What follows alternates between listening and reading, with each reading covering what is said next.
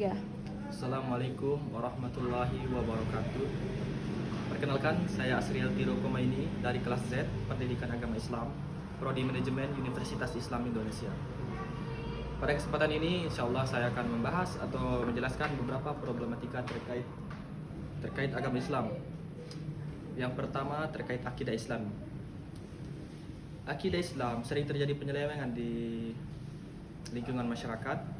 Di antara bentuk penyelewengan tersebut adalah syirik. Syirik ini walaupun jarang terjadi di masyarakat, tapi merupakan penyelewengan yang paling fatal yang bisa menyebabkan pelakunya keluar dari Islam. Allah Subhanahu wa taala berfirman, "Innallaha la yaghfiru ay yushraka bihi wa yaghfiru ma duna dzalika liman yasha." Sesungguhnya Allah tidak akan mengampuni dosa syirik, namun Allah mengampuni dosa selain syirik bagi siapa yang Dia kehendaki. Yang kedua, yakni penyelewengan yang kedua, yakni kufur. Kufur merupakan di mana seorang hamba tidak mensyukuri nikmat yang diberikan oleh Allah Subhanahu wa taala. Dia selalu mengeluh dengan nikmat yang diberikan oleh Allah Subhanahu wa taala. Padahal Allah berfirman, "La in syakartum la azidannakum wa in kafartum inna adzabi lasyadid." Jika engkau bersyukur atas nikmatku, maka akan kutambahkan nikmatku kepadamu. Namun jika engkau kufur, sungguh azabku sangat pedih.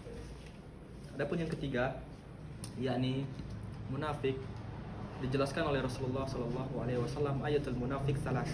3 tanda atau 3 ciri orang munafik, yakni idza hadatsa kadzaba, jika dia berbicara dia selalu berbohong, dia berdusta. Wa idza wa'ada akhlafa, jika dia berjanji dia mengingkari janjinya, dia berkhianat. Dan yang ketiga adalah wa idza tumina khana, jika dia beri amanah dia berkhianat. Adapun yang keempat, yakni fasik. Fasik adalah di mana situasi atau kondisi di mana seorang hamba dia mengetahui kebenaran tapi dia enggan mengaplikasikannya, dia enggan mengerjakannya. Dia tahu sholat itu wajib, dia tahu puasa itu wajib dan tahu konsekuensinya, tapi tetap enggan melaksanakannya. Maka itu adalah orang-orang fasik. Adapun yang kelima, yang terakhir, penyelewengan yang sering terjadi di masyarakat, yakni zalim. Zalim kepada diri sendiri maupun zalim kepada orang lain merupakan suatu bentuk penyelewengan akidah. Allah Subhanahu wa taala berfirman, "Alladzina amanu wa lam yalbisu imanahum bidzulmin ulaika lahumul amnu wa hum muhtadun." Orang-orang beriman yang tidak mencampur adukan keimanan mereka dengan kezaliman, maka mereka lah orang-orang yang selamat. Mereka lah adalah orang-orang yang mendapatkan keamanan dan mendapatkan petunjuk. Adapun mengapa penyelewengan ini bisa terjadi? Mungkin karena kurangnya wawasan terhadap diri mereka, kurangnya pengetahuan terhadap agama Islam, dan tentunya kurangnya kedekatan mereka pada Allah Subhanahu wa taala. Solusi yang bisa kita berikan adalah mungkin mengadakan pengajian rutin di daerah lingkungan tersebut untuk solusi jangka pendeknya. Adapun solusi jangka panjangnya dengan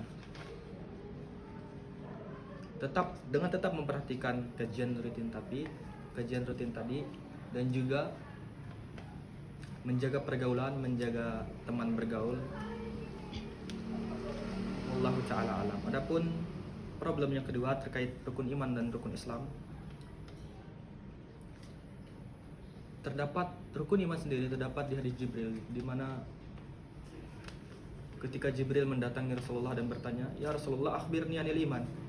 Wahai Rasulullah, kabarkan aku tentang iman. Qala Nabi sallallahu alaihi wasallam, Nabi sallallahu alaihi wasallam menjawab, "Antu'minu billahi wa malaikatihi." Engkau beriman kepada Allah dan malaikatnya, wa kutubihi, dan kitab-kitabnya, wa rasulihi, dan kepada rasul-rasulnya, wal yaumil akhir, dan beriman kepada hari kiamat, wa tu'minu bil qadri khairihi wa syarrihi, dan kau beriman kepada takdir baik dan takdir buruk. Adapun rukun Islam sendiri, Rasulullah juga bersabda, "Bunyal Islam ala khamsin."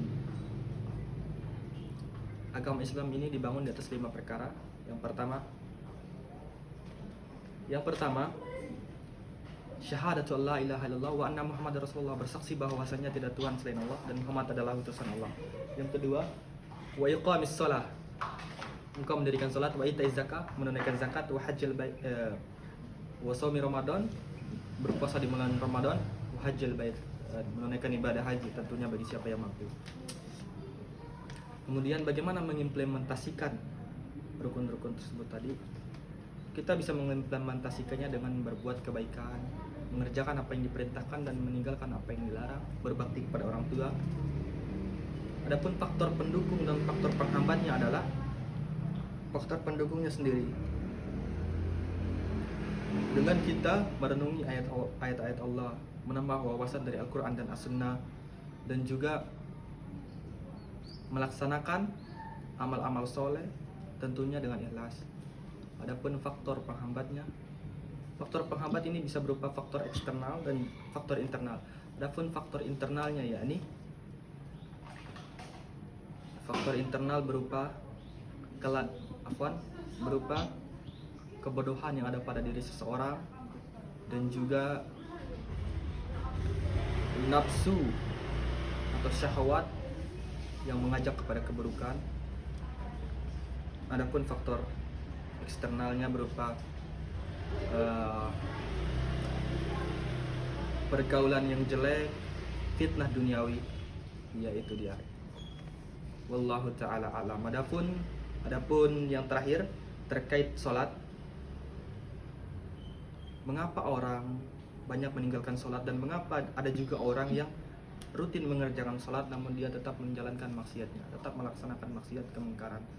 Orang-orang yang meninggalkan sholat bukan hanya karena pergaulan mereka dengan orang-orang jelek, namun juga yaitu tadi kurangnya wawasan dengan agama Islam, sehingga mereka mengurangnya keimanan mereka, sehingga mereka meninggalkan sholat. Dan tentunya hidayah yang belum datang kepada diri mereka, dan tentunya mereka harus mencari hidayah tersebut, bukannya menunggu. Adapun mengapa ada orang-orang yang tetap menjalankan sholatnya khusyuk tetap menjalankan sholatnya, tertib terhadap sholatnya, tapi tetap menjalankan maksiat. Orang-orang seperti ini, Allah Subhanahu wa taala berfirman, wa aqimis shalah innas sholata tanha 'anil fahsya'i wal munkar, dan dirikanlah salat, sesungguhnya salat mencegahmu dari perbuatan keji dan munkar. Jadi bagaimana ada orang yang tetap mengerjakan salat tapi dia tetap juga mengerjakan kemungkaran?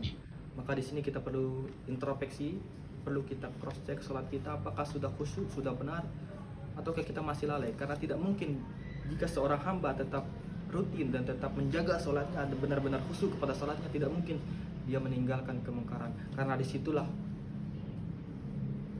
tidak mungkin mengerjakan kemungkaran. Karena disitulah hikmah sholat itu sendiri. Hikmah sholat ketika kita mengerjakannya dan mengamalkannya dan khusyuk kepada sholat tersebut, menjaga sholat wajib maupun sholat rawatib kita, sholat sunnah kita, maka insya Allah akhlak kita akan berubah menjadi lebih baik. Yaitu tadi beberapa problematika terkait agama Islam. Dan di sini saya sudah mencatat poin-poinnya. Mungkin tidak kelihatan jelas.